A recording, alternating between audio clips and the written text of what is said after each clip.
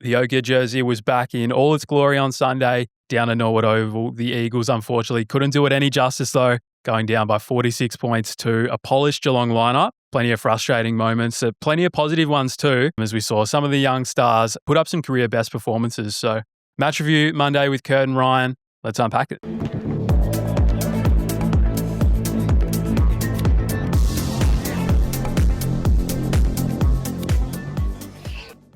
G'day everyone, welcome back to the Golden Wings podcast. Hope you're well. Hope you have had a good weekend. Joined, as always, on my left by Ryan. Rhino, mate, how are you? Good, mate. Thanks for having me on, as always. And really weird one this week. Geelong down it was by a weird 40. feeling. Yeah, weird sort of game. Playing at Norwood Oval was weird watch. Obviously, the ochre was back, It was beautiful. and we love it, but it was a little bit of an eyesore. The really bright orange, the overcast, the bad lighting. The skinny ground, there was just a lot going on. It was actually a very difficult game for the eyes. I hope that everyone that was at gather round, it looked like a great atmosphere and one of the hardest tickets in town, the West Coast Geelong game, and a lot of West Coast supporters in the house. So if you made the trip over or if you are listening in from Adelaide, hope that it was a good time and let us know how you enjoyed the game in the comments. But mate, 40-point loss, again, 40-odd points. It does sting to see these 100%. results rolled out consistently. But as we said, we saw some real exciting individual brilliance from some of the youth, which we'll touch on. How did you feel about the game overall? Honestly, I didn't think it was that bad. I think there was a few moments in the game where Geelong just got away with the game. Like the second quarter, they got 5 goals over us, and a bit of the third quarter where they were just rolling through. Bailey Smith was doing whatever he wanted. And yeah, honestly, it wasn't that bad. Watching the Sydney and Gold Coast game, you just knew you were in for a scrappy, contested game. But Geelong were really the winners in those areas, and that's what got them over the line. And weren't able to generate scores really from... Yeah, that was the main thing that was... You said, I'm glad you brought up the Sydney Gold Coast game at Norwood the night before, because watching that, I thought, geez, it's actually going to be all week we spent saying that the skinny contested ground was going to suit us. Yeah. But when you think about the team we're coming up against in Geelong, who are just so clinical, it was clear that obviously the pressure was going to be up and it was going to be a scrappy game. Yeah. But the winner was going to have to do a couple of things right, and that was generate scores from nothing, essentially, as you said, which Geelong just had the X factor and the class and the confidence, to be honest, to be able to do. But then also when the game opened up in patches here and there, which it was inevitably going to do, each team got a couple of looks at it where they could move the ball the way they wanted across the fat side of the ground. You had to be able to capitalise on that. And unfortunately, as we know, it's not really our strong suit, our execution by foot and our decision making. So on a contested ground, we struggled to make the most of those opportunities, especially early. On. We had a lot of opportunities in the first 5 minutes to really put a bit of a buffer on the scoreboard. But then when it opened up for Geelong, they just make you pay every time. And I think we sort of saw the result coming, but it's not nice to roll out there and for the game to be done by 3/4 time. But Geelong just too classy and too composed. I think Jakey Waterman had 3 chances right at the start of the game that could have really turned the game, got us 18 points. It's becoming a little bit of an issue, isn't it? Yeah. Jake's set shot goal kicking, I think he only ended with 1 goal. So been a little bit inaccurate to start the season. But let's have a look at some of the top individual performers, as we said, mate. Some youth really headlining the day for us, which I think was the most positive 100% takeaway from the day. Let's start with your 5 votes, mate. Who did you think was best of field? Well, we both agreed on this, mate. And Ruben Jimby was unbelievable. Showed his leadership, ending up with 16 disposals, the 94% efficiency, which really is a marker on his game that he probably needed to work on, but really showed up in his kicking and his handballs. The 10 intercepts, 7 marks, 2 clearances. Was unbelievable. Just the defensive intent too. Yeah. A lot of players could take a leaf out of his book. 100%. Just the ticker that he shows every week. He goes out there and he's trying to get a big spoil. He's trying to get a big mark. We just love to see that from Rubes. How many did Jeremy kick for the day? Because I know that he wasn't playing on him for the whole day. I think it was 3. I think he ended up with 3 and 2, I think. Directly on Ruben, maybe 1 goal, if that. And genuinely, you just know that he hates coming up against Ruben. You see him hanging off him. Just the little body checks all the time. It's just the stuff that you love to see. Just wears the heart on the sleeve. I've never seen Jeremy Cameron so angry at the referees either. Yeah, he gets rattled. He was rattled. Yeah, you just know that he hates coming up against West Coast, which isn't something that a lot of key forwards would say. But Ruben is clearly one of the best young one-on-one defenders in the competition. At the other end of the ground, mate, your 4 votes was Job Shanahan. I gave him the 3. What did you like about his game? Oh, mate, he's just incredible. This guy's a freak. What's not to like? What's really? not to like? We say it every week. Finished the day with 9 touches. 7 of those were score involvements, which is huge. Kicked a PB of 4 goals. Had 6 big marks as well. a career day for him, I'd say, and also swung back a little bit. Yeah. We sort of floated the idea midweek that he should probably start in defence, but you can see that clearly the coaches want to keep him forward for as long as they can because he's got all the makings to be just a superstar forward. 100%. And they're a lot harder to find. Hey, my 4 votes, though, was Tim Kelly. You gave him the 3. I thought he was probably the driver for us in the 100%. midfield. What did you see from him? Well, he just looks really fit. It looks like he's had a monster of a preseason, but yeah, he was really good. 22 disposals, 6 score involvements, the 4 clearance, 3 tackles. Just keeps getting it done, doesn't he? Just keeps getting it done each and every week. His ball use has been really effective as well, 100%. and his clearance work from the centre to the inside forward 50, hitting up targets, and it feels like a lot of last year we were relying on Harley Reid for that drive, and that was unsustainable, obviously, in his second season. But now, feels like a lot of the time when we are moving it forward and scoring, it's off the back of Tim Kelly's work at stoppage, which is great. There was a little bit of a knock about him last week with his lack of defensive intent and helping out Harley, but I think that that's not really the way that Tim plays. He is one to take the responsibility in the way of just getting it done for us and moving the ball forward. And sometimes that's just the way that leaders play. We settled as well on our number 2 for Willem Dersma, who just, mate, continues to go from strength to strength. It's crazy that people were saying that he was not a worthy number 1 pick about 6 to 8 months ago, leading into the draft, because he's essentially put the team on his back a little bit in patches of really important moments. You think about where borderline got concussed in a rough contest, straight back up, wouldn't have a minute of the doctor trying to get him off the field, and then moves forward and takes a contested mark, which he didn't get quoted for on the stat sheet, which is a shame. But goes back and converts a really tough goal in an important period of the game. Right, just boundary. Shows you everything you need to know about him. And is he Batman or is he Robin? I think he might be becoming Batman, man. Genuinely, the upside is so scary. And he does have a little bit of an easier role on the outside to look a little bit better, but his partner in crime, we settled on the 1 vote, mate. Harley Reid. Just a great performance from him. He did do a few poor free kicks, giving away his punches and stump, punching the ball out from WAFL. Yeah. But Matt, that's what you expect from Harley. Just show a bit of fight, show a bit of ticker. 22 touches for the day, 12 contested, the 6 clearances and the 6 score involvements. Kicked a goal too. Yeah. Getting it done on the inside, it is obviously a very tough role. Coming up against a pretty good midfield in the Cats, it was good to see him go head-to-head with Tom Atkins, as most of us probably expected. Yeah. Just a very hard at it inside mid, and probably taught him a thing or two about what it takes to win it at the coalface, which we know Harley is great at. But if he's going to go to the next level and be one of the top line players in the competition, he needs to be consistent on the inside and the outside, which I think he's done for the most part to start this season. Some of the honourable mentions, mate, you had Tom McCarthy in. Yeah, Tom McCarthy, just a great all-round performance, 28 touches. He gained 791 metres off half-back, went into the centre a few times. The ball use feels a little bit off this season, doesn't it? Yeah, a little for T-Mac, but you can see that we often see the sugar hit when players are brought in through the mid-season draft and they don't really fully know the system yet. And they just come in and play on their instincts and play their natural game. But then obviously over the summer, he's learned the way that the team plays and sort of has that responsibility now. As a 25-year-old, he's played a handful of AFL games now to a really high level. He probably feels the responsibility a little bit more, and it all sort of weighs on him a little bit in game, which you can clearly see. Bailey Williams too, you were big on. I was big on him last week to get him in the team, and he really showed up, which I'm really happy for, and I'm happy for myself for getting that one right. But ended up with 20 touches. 35 hit-outs. So he won the hit-outs for the first time this season, which was great to see. 7 clearances, 4 tackles, 4 marks. Just a great all-round performance from a ruck against Mitch Edwards and that. But no, you take that. I suppose that's the main flag, isn't it? Yeah. That it's going to be a much tougher week this week coming up against Luke Jackson. But the ruck rules suit him, and I think he had a really good day. So we'll see him persisted with at stages through this season. Obviously, a restricted free agent at the end of this season. So there's going to be some clubs that are coming for him that are looking for, resting forward, backup ruck, or even some ruck depth back in Victoria. So it's going to be interesting to see how the rest of the season plays out for him. But I thought that it was a great day. Josh Lindsay, I thought, was a standout for me. Found plenty of it. 20-odd disposals, 86% disposal efficiency. So using the footy well, as we know, they probably still are burning him a little bit more often than we'd like. Yeah. But he'll grow in confidence, and that's okay. Saw him do some physical things, even a contested intercept mark. Yeah, it was nice. Which was nice. It's not really what he's known for, but clearly close, I think. Yeah, working that was really on nice. Rounding out his game. Hamish Davis, too, was brought to my attention by the listeners as someone who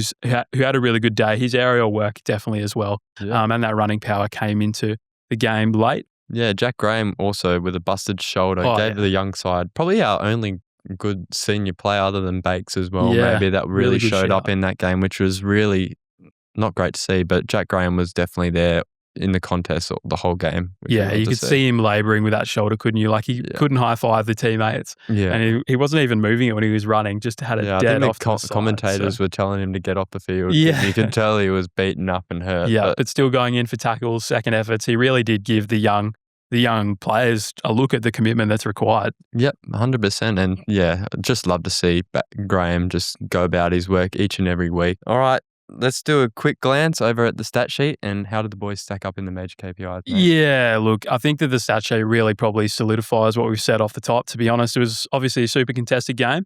We managed to break even in some of the major KPIs made, but a few of the major markers that we just completely missed. So we were negative 20 in tackles, which is inexcusable.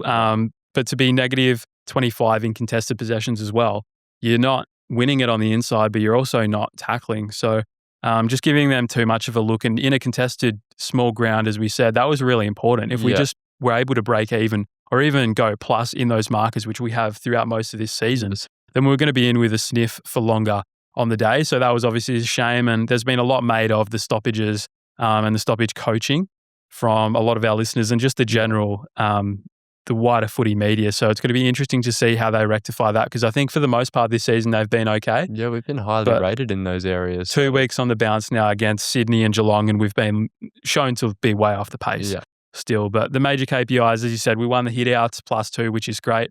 Return for Baz.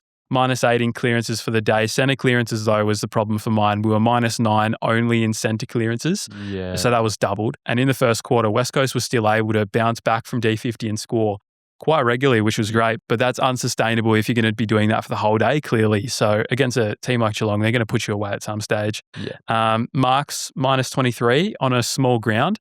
That sort of tells you everything you need to know as well. Was it a lack of defensive pressure from the boys because they weren't winning it on the inside, they weren't tackling, and they were allowing uncontested marks on the and being beaten out in contested marks when the packs were pretty big, considering everyone was so close to each other. So we gave them too much of a look on the inside than the outside, and it showed as the game went on. But as you said, mate, a pretty solid first half if you can look past that last 5 to 10 minutes, and they spent 21 minutes in front on the scoreboard. Look, that's not too bad. Which I definitely think you take heading into that game. Some of the positives, some of the negatives out the way. Let's do a little bit more of a deep dive, mate. It is time for Ryan's rant. Back-to-back losses on the trot now. Who have you got in your sights? Well, thanks, mate. For this week, I just want to get into a few individuals who had a really poor game, arguably probably both their worst game in an Eagles jersey, starting with Sandy Brock, who was really poor yesterday. We speak highly of him on this podcast for his aerobic abilities running around the ground, but definitely was his worst day at the office. A few stats that really caught my attention was that he only had the 1 mark for the day, gave away 3 free kicks for the game. I believe they were all holding the ball free kicks as well. That was shocking. That was really shocking to see. I think he only had the 1 spoil. And yeah, these are the sort of stats as a key defender you just don't want to be. You want to really excel at. You want to be that lack guy. of game awareness, isn't it? And lack of game awareness. Yeah, he was just nowhere near it yesterday. And we talk highly of him, obviously, like I mentioned earlier, but that's definitely about his potential in this team. Like, this guy could be a really good runner out of halfback. He's quick as bloody lightning, but yeah, no, just defensively, his defensive actions are just not up to the standard of AFL, unfortunately. So guys like Rhett Bazzo are going to be knocking on the door next week against Freo. A bit more experience as well. Saw him yesterday in the WAFL. Obviously, I think he had like 24 touches and 12 marks. Looked composed down back. Looked really composed down back, which was really good to see. We'd probably be surprised if Sandy keeps his spot. Yeah, 100%. We'll be surprised with that one. And yeah, Brett probably comes in. And I also want to mention this guy. And I've been neglected to not mention this guy in the podcast over the past few weeks. But the co-captain probably had his worst game I've seen him play in a long time for the Eagles, Liam Duggan. He had 11 turnovers yesterday, 11 turnovers of 22 disposals for the game. 15 of his possessions were uncontested, mate. Only 8 pressure acts. This guy's an example. He's showing the younger players how to play the game. He's leading by example, but what's he showing on the field? What's he showing to these young players what you should do on the field in a positive manner? I'd love to know how many of those turnovers resulted in a score for Geelong. I'd love to know that too. But also, he was efficient in his possessions, only 46%. Yeah. 46%. It's flattening, isn't it? When it comes into the hands of your skipper and he either turns it over, leads to a score, or he even looks like himself, like he doesn't know what he's doing with the footy. And we give him a lot of grace on this show because he cops a lot of criticism, but it looks like it's time. It does look like he's trying his hardest out there, but sorry, mate, but it's just not working. It's not working. We have players that are in the WAFL programs who are working each and every week who are younger and more hungrier, that's not a word, but we'll keep continuing with that, but who are just knocking down the door, who should have AFL minutes under their belt. But he's costing us a lot of errors. He's costing us momentum, and it's probably about time that we make the move on him. And yeah, I think he goes back down to WAFL and he tries to get a few good games under his belt before he comes back to the AFL leagues. So to be honest, I think we flag all of that, don't we, around Duggo, with the fact that he's obviously the skipper, and it's going to be hard for the coaching staff to come to him and have that conversation about potentially spending some time in the WAFL. So maybe he needs to take the responsibility and bring that to attention himself. Because he's got to know that his performance has been down. And as we said, it is really flattening, but we give him a lot of grace knowing that his body is making it very difficult for him to not only train throughout the preseason and in 100%. Season as well. I'm not even sure he's able to take part in most of the main trainings throughout the week just to get himself up for games over the last few years. So yeah, we hate to see it and we hate being critical of him, but it's definitely a lot of frustration shared, mate, with the supporters and the listeners. We love Duggo. He's a premiership player for us, but you've just seen over the past few years how he's sort of plateaued and he's starting to become more of a turnover player. Yeah, I just think it's time to maybe pull the trigger on him, but that's it for the weekend.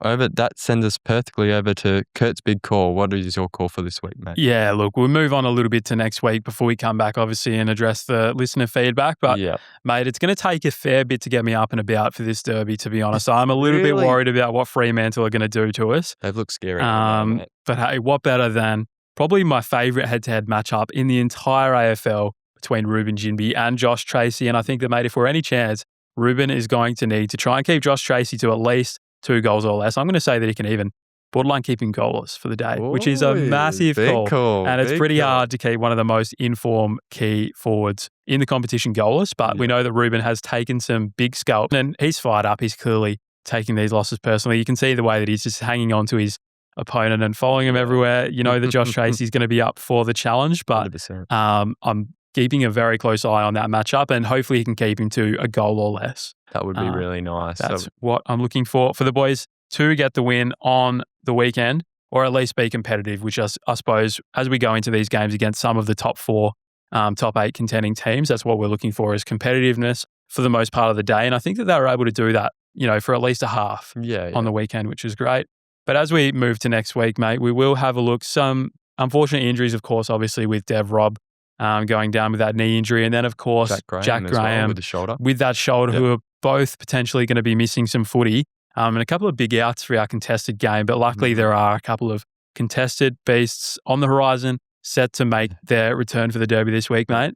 I know, you seem pretty down about it, but I'm pretty excited, to be honest, with the Derby this week. First one in ages, in front of a packed Optus Stadium. 2 really big inclusions, obviously, in Elliot Yeo and Milan Murdoch coming back to the team. Yeo was obviously a test last week for last week's game and has been doing full training with the squad and really has no further issues. So I think they pull the trigger on that one, which will be exciting to see him ease up Harley a little bit in the middle and which let him have loose in a Derby match, which would be great to see. And going to need him out there just from a mental perspective. 100%, getting into the scraps of the game. We talk about Duggan being a little bit of a vibe kill on field, but this guy really lifts you, doesn't he? 100%. So yeah, we all love playing with players like Yowie, and I'm sure that it's going to be a massive inclusion. Yeah, Milan as well. He if you asked him last week or 2 weeks ago, he said he would have played confidently and gone out there with a bloody broken hamstring and still gone out there. But yeah, probably 2 of the best replacements we could have had for this week in 100%. Milan and Yowie coming back for maybe Jack Graham if Jack Graham's shoulders are playing up. But Dev looked like a pretty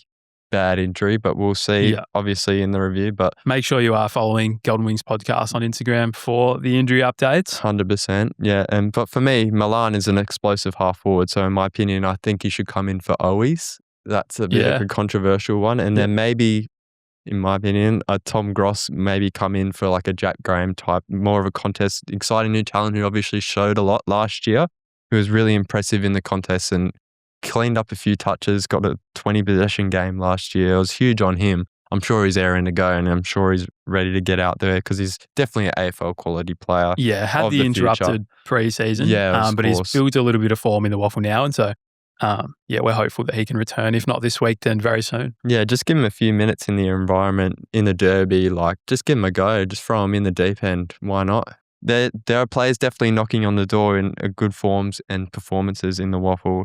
And it'd be reminiscent of us not to mention the WAFL boys again this week, who had an impressive comeback win over West Perth at Mineral Resources. Hey, mate, who of those boys do you reckon are putting their hand up for this week in the coming weeks in AFL as well? Yeah, it was a huge win on the weekend for the WAFL Eagles. So if anyone was down at the ground, let us know that you were there. But it looked like a great atmosphere as well. They obviously had the watch party in at MRP and then into the WAFL game. And it looked like a great atmosphere. And I tuned in. I had it on in the background while I was doing some things around the house for the second half. And that's really when they came back. I tuned in and they were, down by a fair margin. But they were able to just mount this massive comeback. And off the back of some of the young players again, which is great. We'll touch on Harry Barnett in a minute, but he's one that I don't think we've mentioned him once, ever, in Golden Wings history. He's just been so far off the pace, but had probably his best game that I've ever seen him play for sure in his 50th career game, which is great. And that was just one of many young individual performers that we saw. So Jack Williams probably headlined the day.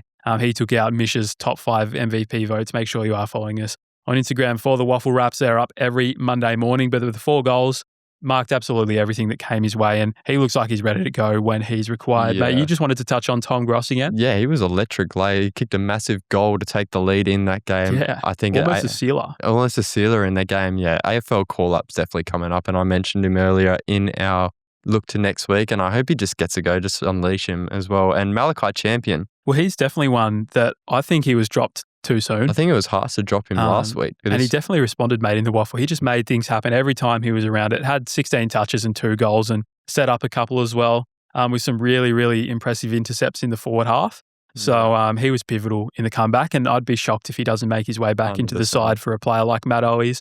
Just on that, a lot of people were confused why he was dropped ahead of Owies when their output was relatively the same in the Sydney loss. But I think the coaching staff, I've heard them touch on it a little bit, and I know that this is definitely something they'd be looking at. They've got a threshold where if the average age of the side is too young and there's a 50-50 call, they're going to be taking the senior player just to offer a little bit more protection, a little bit more leadership, because they could effectively just roll out 23 blokes who are all under the age of 25 because they've got enough players in that bracket that are contending. We speak about Jack Williams, Rhett Bazzo, Ryan Marrick as well, Harvey Johnson, some of these guys, Tom Gross that are performing. Yeah. But if you take out the leaders that we're pretty quick to bag, then all of a sudden it's looking like a 150-point loss and very demoralising for the young group. Enough. So these are the things that the average supporter that bags out the club doesn't understand. Yeah. But definitely I'll be looking for Malachi to come back in. Harry Barnett, as we said, had the 28 hit out, so he just about won the hit out battle. Right. But the 1 goal as well, had 10 or so touches. I feel like he had a few more that weren't credited. Unfortunately, the WAFL stats are a little bit, to say the best, but say the least. Really turned the game in that third quarter, and I thought that he was massive. So that's very encouraging to see. We know the new ruck rules are going to suit him. 100%. Rhett Bazzo, as you mentioned earlier on in the show as well, was a composed head down back, found it 24 times and took 12 marks for the day. And he's definitely one that could come in if they want to give Sandy a little bit of reprieve in the WAFL. Tom Cole as well was the general down back, had 27 disposals, and I think that he's first in for Liam Duggan if he was to get the chop, as we touched on. And then Tyler Williams is one of my personal favourites. He did a few nice things as well, and he's clearly AFL standard once he's fully developed. So that's an interesting one to keep an eye out for. Another solid performer as well was probably Harvey Johnson and Luca Grego, I guess you could say, for the youngsters. They didn't set the world alight, and then Clay Hole, very quiet day. I think he had single-digit disposals through the midfield, which isn't ideal, but I'm hearing he was tagged. So yeah, okay, that's fair. But some very promising signs coming out of the WAFL there with some of the youth. And if you've got nothing on your Sundays, they're a good watch. So get down to the ground. If you're an Eagles member, it is free entry to all their home games at MRP. I'm not sure about the away ones, but we've obviously got Misha down to the ground every week, sending us in her reports. Thanks, Misha. Appreciate that. Okay, we'll go into some listener feedback now to finish us off.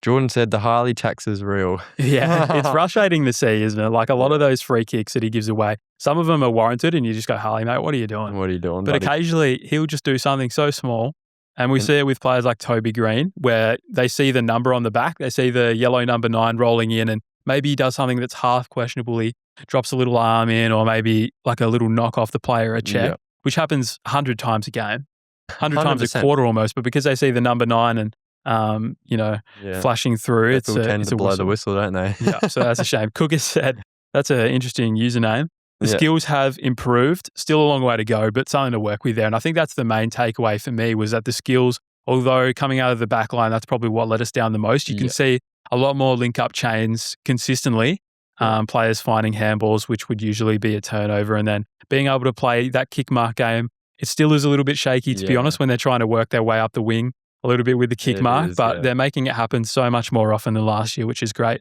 And Cooper, off the back of that, said that the ball movement from D50 is clearly improving.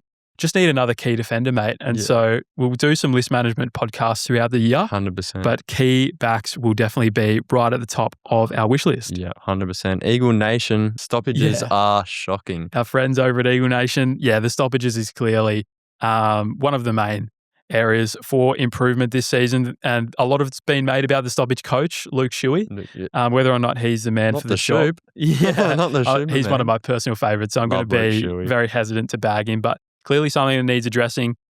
We have to remember that Tim Kelly isn't exactly an A-grade midfielder. Harley Reid's still a very young fella, and then players like Jack Graham and Devon Robertson, we love them to bits, but they're not the top line AFL midfielders that you think of. And when you think about the midfields they come up against, Heaney, Goulden, Warner, Grundy last week. Holmes, Smith, Holmes, Atkins. It's bloody tough to compete with those guys. These are genuinely some of the best players in the AFL. So the stoppages are hard to watch at times. We've got the youth coming through in a couple of years. That'll be Duff Tyler, Dersma, Reid. That'll be a nice something to get excited about there. But it is always a work in progress. Braden said the end of the second quarter really did cost us. And otherwise, it was a pretty competitive game, which I think is the lens you're choosing to take. Totally agree with you, Braden, mate. Good call, mate. Good call, 100%. Yeah, that end of the second quarter, I think they bagged 5 goals in very quick succession, which was really rough. And that's really what took the game away from us for the rest of the game. But otherwise, it was really a competitive game. It was great to see the boys in that ground, in that really congested ground at Norwood Oval. And showed some great signs, especially from a few individuals, which we touched on earlier, obviously in our MVPs. But Louis, we said we need to use Josh Lindsay more. Why do we burn him so much? And Kurt, you say this all the time. Why do we burn him so much? I still think it does just come down to the respect piece within the footy club. You've got those senior defenders down there, even like a Tom McCarthy who's 25. Liam Duggan, you're always hesitant to pass off the handball to the cheeky little 18 or 19-year-old running past who has a good foot, to be fair. But you're always going to be hesitant to pass that one off because you're essentially saying that your kicking isn't as good. But quite often, he's scanning the field as all good halfbacks do, accumulators, and he's running past and he's clearly got something lined up or a plan of attack. So that cheeky handball needs to be given way more. And even with the kick mark game, he's free a fair bit and could easily be used. And so I'd like to see players swallow their pride a little bit more and use him, but that's just going to come with time. And you sort of have to earn your stripes, especially down back there. Probably needs to bring a little bit more defensively to the table if his fellow backs are going to be looking for him for the cheap 1-2s. 100%. But then Zach, to finish it off, said that Bailey Williams has to stay in. And there was plenty of love for Baz coming through the listener feedback, which is great to see. But a big thanks again for joining us this week. If our listeners want to support the show, Rhino, where do they go? Obviously, take a moment to subscribe to the YouTube channel. That's the main one that we post all our video content on the YouTube channel, on the Golden Wings podcast. Follow along on Spotify and Apple Podcasts. Leave us a 5-star rating. And please make sure to follow us at Golden Wings Podcast on the Instagram to not miss out throughout the week on all the news and breaking news. Kurt? Yeah, and most importantly, if you've got a friend, a family member who loves our West Coast Eagles, tell them the good work and put them on to the podcast. That would be much appreciated. We'll see you next week. Win, lose or draw, hopefully a competitive derby. Till then, bye for now. See you guys.